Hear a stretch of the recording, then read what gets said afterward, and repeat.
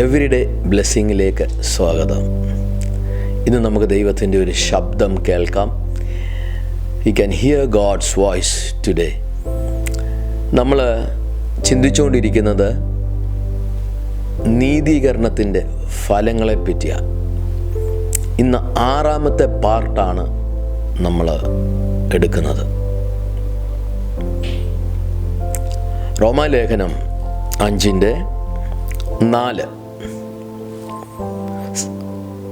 സഹിഷ്ണുത സിദ്ധത ഉളവാക്കുന്നു. സഹിഷ്ണുത സിദ്ധത ഉളവാക്കുന്നു. സഹിക്കുവാൻ പറ്റുന്ന ഒരു വ്യക്തിക്ക് സിദ്ധത ഉളവാക്കുന്നു. Perseverance brings character. സ്വഭാവം സഹിഷ്ണുതയാൽ സഹിക്കുവാൻ കൃപ ലഭിച്ച ഒരു വ്യക്തി, ആ സഹിഷ്ണുത, ദൈവത്തിൽ നിന്ന് സഹിഷ്ണുതയുള്ള ഒരു വ്യക്തിക്ക് തീർച്ചയായിട്ടും നല്ല ക്വാളിറ്റി കാണും, നല്ല സ്വഭാവങ്ങൾ കാണും. നമുക്ക് കുറേ കൃപാവരങ്ങൾ ഉണ്ടായിട്ട് കാര്യമില്ല. കുറേ പ്രവചനവരങ്ങളും കുറേ ടീച്ചിങ്സും ഭയങ്കര ഒത്തിരി ജനവും ഒക്കെ ഉണ്ടായിട്ട് കാര്യമില്ല. നമ്മുടെ ജീവിതത്തിൽ വേണ്ടിയത് സ്വഭാവശുദ്ധിയാണ് വേണ്ടിയത്. ദൈവിക സ്വഭാവം ഉണ്ടെങ്കിൽ, കൃപാവരങ്ങൾ ഉണ്ടെങ്കിലും ആ സ്വഭാവം ഉണ്ടെങ്കിൽ ഏറ്റവും വലുതായിരിക്കും. ഹല്ലേലൂയ. ജീവിതത്തിൽ നല്ല ഒരു ഇടയൻ, ദൈവം വാർത്തെടുത്ത ഒരു ഇടയൻ, അല്ലെ നല്ലൊരു ക്വാളിറ്റിയുള്ള ഇടയന് ഉണ്ടാകേണ്ട ഏറ്റവും ആദ്യത്തെ ക്വാളിറ്റിയാണ് സ്വഭാവശുദ്ധി, അല്ലെ സിദ്ധത. സഹിക്കുവാൻ കപ്പാസിറ്റി, അല്ലെ കഴിവ്, കൃപ ഉള്ളൊരു വ്യക്തിക്ക് മാത്രമേ ക്യാരക്ടർ വൈസിൽ എഴുന്നേറ്റ് വരാൻ പറ്റത്തുള്ളൂ. എൻ്റെ ജീവിതത്തിൽ ഒത്തിരി ദൈവദാസന്മാരുമായി, ഒത്തിരി വിശ്വാസികളുമായി ഇടകലർന്ന് അല്ലെങ്കിൽ കൂടെ ചേർന്ന് ശുശ്രൂഷ ചെയ്തിട്ടുണ്ട്. ക്വാളിറ്റി ഉള്ളവരെ ഞാൻ കണ്ടിട്ടുണ്ട്, ക്വാളിറ്റി ഇല്ലാത്തവരെയും കണ്ടിട്ടുണ്ട്. ഹല്ലേലൂയ.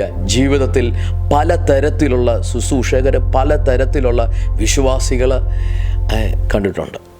ഇന്ന് നമുക്ക് വേണ്ടിയത് ക്വാളിറ്റിയുള്ള, ദൈവം നോക്കി നിൽക്കുക, ക്വാളിറ്റിയുള്ള, ക്യാരക്ടർ ക്വാളിറ്റിയുള്ള ചിലതിനെ ദൈവം അന്ത്യകാല ശുശ്രൂഷയ്ക്കായി തിരഞ്ഞെടുക്കും.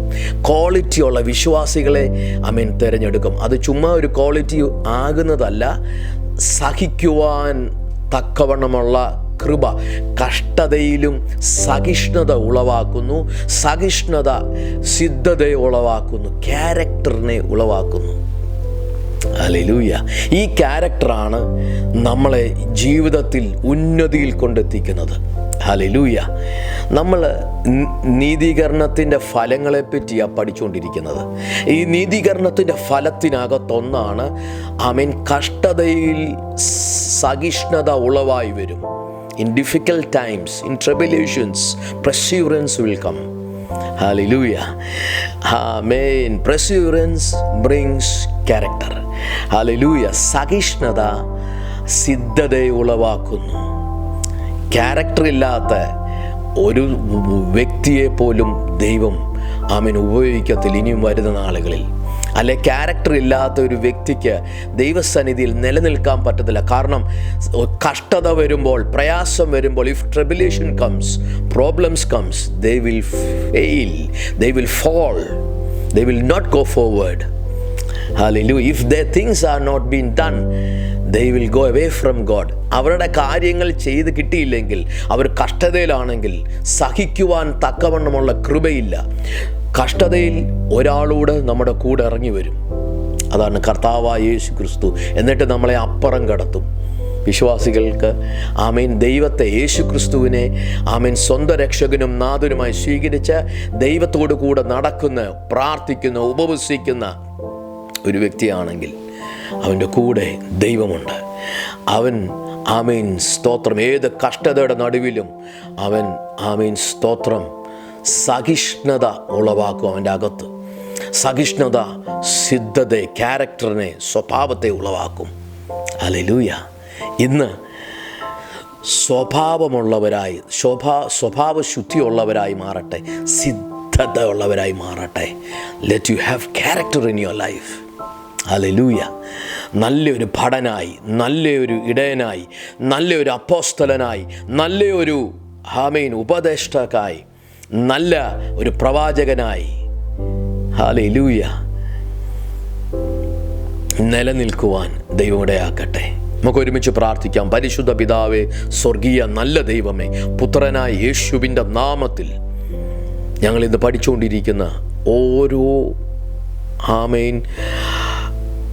നീതീകരണത്തിൻ്റെ ഓരോ കാര്യങ്ങളും കർത്താവ് ഞങ്ങളുടെ ജീവിതത്തിൽ അത് ഉളവാക്കിയെടുക്കുന്നതിനായി സ്തോത്രം.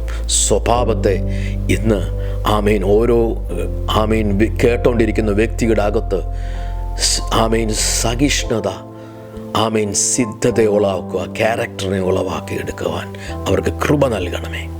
അനുഗ്രഹിച്ചു പ്രാർത്ഥിക്കുന്നു യേശുവിൻ നാമത്തിൽ തന്നെ. ആമേൻ. God bless you. Have a nice day.